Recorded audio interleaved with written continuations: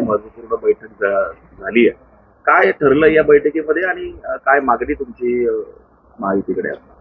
आमची एकमेव मागणी आहे का आमचे रिपब्लिकन पक्षाचे नेते रामदासजी आठवले देशभरात भाजप आणि NDA मध्ये काम करतात आणि अशा एकमेव व्यक्तिमत्वाला रिपब्लिकन पक्षाच्या वतीनं या ठिकाणी शिर्डीची जागा मिळावी, त्याचप्रमाणे रिपब्लिकन पक्षाला दुसरी जागा सोलापूरची मिळावी अशी मागणी आम्ही वारंवार गेली 2 महिन्यापासून करत आहोत. भारतीय जनता पक्षानं ते गांभीर्यानं घेतलं नाही असं चित्र आपल्यासमोर दिसतंय.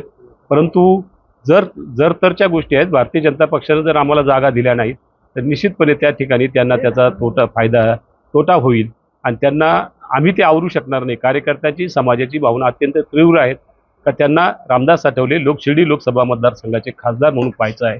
म्हणून त्यांना शिर्डीची जागा निश्चितपणे त्यांनी दिली पाहिजे आणि जी जर जागा दिली नाही तर भविष्यातली रणनीती आम्ही निश्चितपणे उमेदवारी जाहीर झाल्यानंतर आम्ही जाहीर करणार आहोत. महायुतीने जर ही जागा जर दिली नाही तुम्हाला शिर्डी किंवा सोलापूर तर मग काय भूमिका तुमची ठरली आहे? नाही, आम्ही या ठिकाणी मग अपक्ष उमेदवारी रिपब्लिकन पक्षाच्या वतीनं करणार आहोत.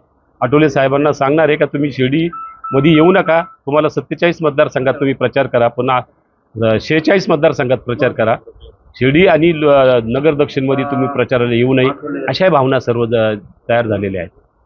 म्हणजे उमेदवारी जर त्यांना दिली नाही तर ही जागा तुम्ही लढवणार? हो, निश्चितपणे आम्ही जागा लढवणार. ABP माझा, उघडा डोळे बघा नीट.